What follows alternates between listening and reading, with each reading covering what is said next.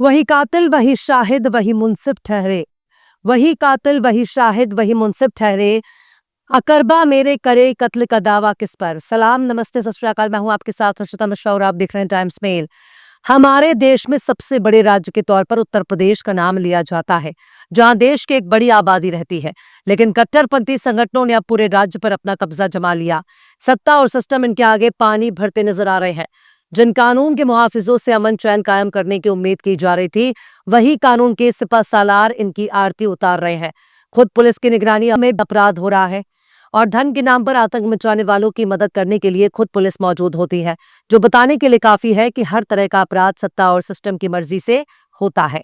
अब उन बाजुओं पर सवाल उठ रहा है जो कल तक संभल में भीड़ देखकर गोली मार देते थे, जो कल तक लॉ एंड ऑर्डर के नाम पर गोली चलाते थे। अब सवाल उठ रहा है कि क्यों पुलिस धन के आधार पर लोगों को निशाना बनाने के लिए गुंडे, बदमाशों और आतंकियों की मदद कर रही है। आखिर इंसाफ की उम्मीद किससे की जाए, जब सुरक्षा करने वाली पुलिस, लॉ एंड ऑर्डर कायम करने वाली पुलिस, अपराध को रोकने वाली पुलिस इन गुंडों, बदमाशों और माफियाओं के आगे नतमस्तक है, उनके चरण चूम रही है, उनके आगे लौट रही है, उनकी मदद कर रही है, उनकी आरती उतार रही है, उनकी बलाएं ले रही है। तो फिर वर्दी की पहरेदारी पर कितना यकीन किया जाए, जब कानून के सिपह सालार ही अपना जमीर बेचकर आतंकियों की मदद कर रहे हैं।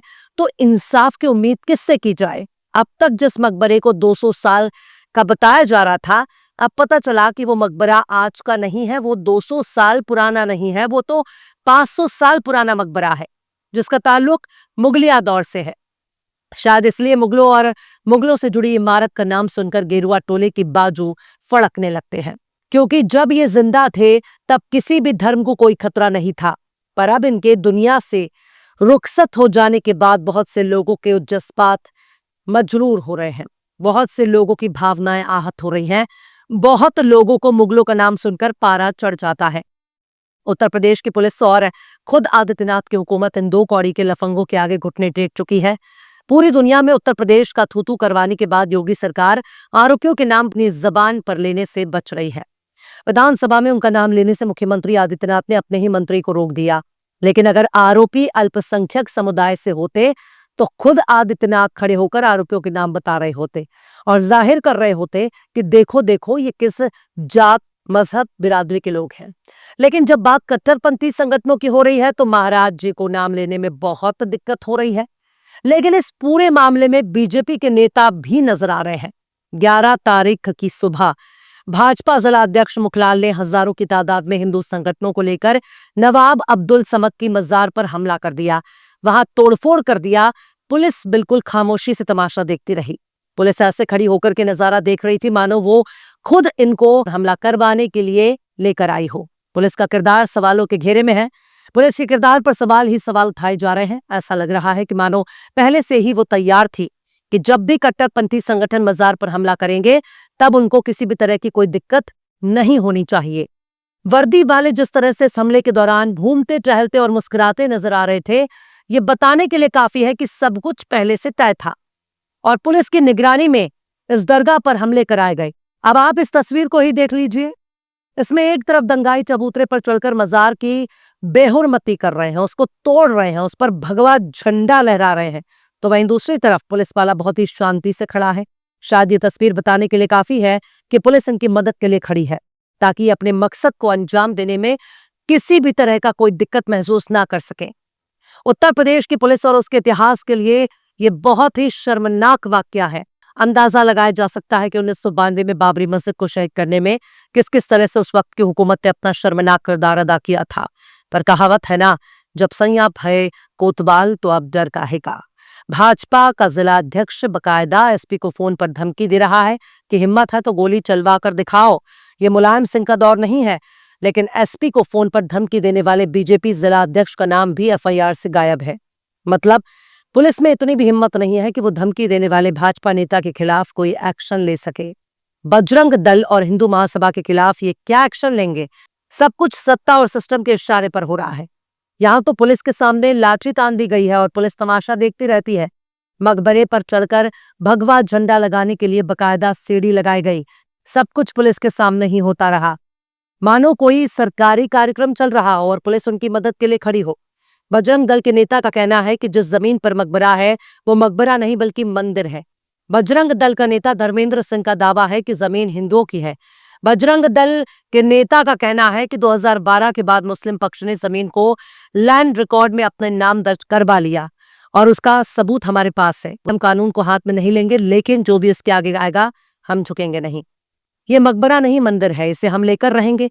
इसके लिए कैसा भी संघर्ष करना पड़े हम करेंगे।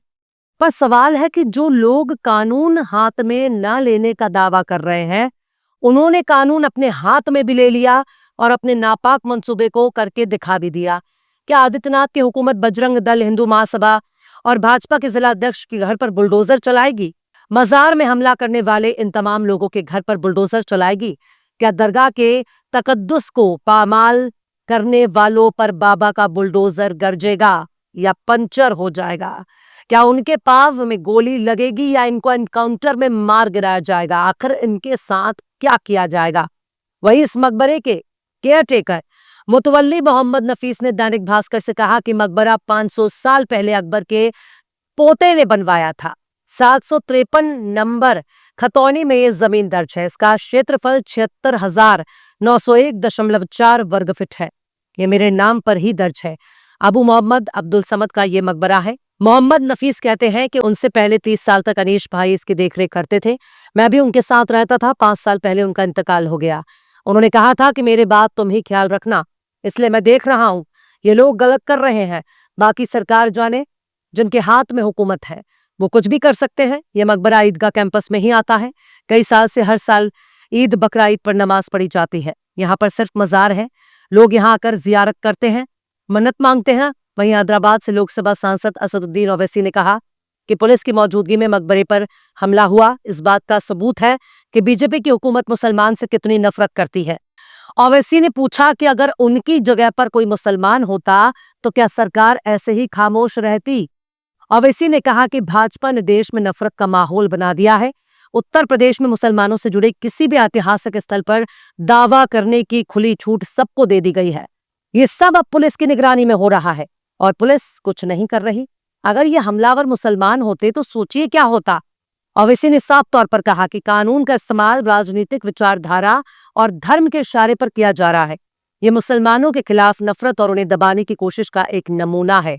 ऐसा लग रहा है कि जैसे 1992 लौट आया है। वहीं उत्तर प्रदेश में एआईएमआईएम के प्रदेश अध्यक्ष शौकत अली ने कहा कि फतेहपुर मकबरा कांड का मास्टरमाइंड उत्तर प्रदेश बीजेपी फतेहपुर का जिला अध्यक्ष है, जो वीडियो में साफ देखा जा सकता है।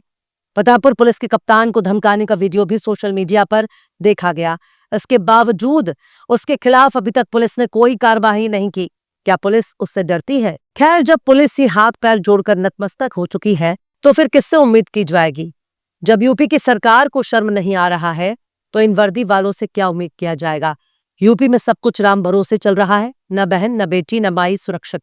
योगी के राज में बस भाजपाई सुरक्षित, दंगाई सुरक्षित, लफंगे सुरक्षित। फिलहाल इस खबर में बस इतना ही। इस पूरी खबर को शम्स तबरेज ने लिखा है, जिन्हें आप ट्विटर पर भी फॉलो कर सकते हैं। ट्विटर हैंडल है @शम्स तबरेज कासी। ये वीडियो आपको कैसा लगा कमेंट बॉक्स में जरूर से बताइएगा। वीडियो पसंद आए तो लाइक करें, शेयर करें और बेबाक निष्पक्ष स्वतंत्र पत्रकारिता को सपोर्ट करने के लिए आप हमारे चैनल टाइम्स मेल को जरूर से सब्सक्राइब करें और हाँ, बेल आइकन की घंटी वाली बटन आप जरूर से दबा दें ताकि आपको हमारे आने वाले नए वीडियो की नोटिफिकेशन फौरन ही मिल जाए। फिर मिलता है किसी और वीडियो में एक नई खबर के साथ। हर्षिता मिश्रा को दीजिए इजाजत। जय हिंद। अगर अभी तक आपने हमारे चैनल टाइम्स मेल को सब्सक्राइब नहीं किया है तो जल्दी से सब्सक्राइब कर दें और बेल आइकन भी प्रेस कर दें।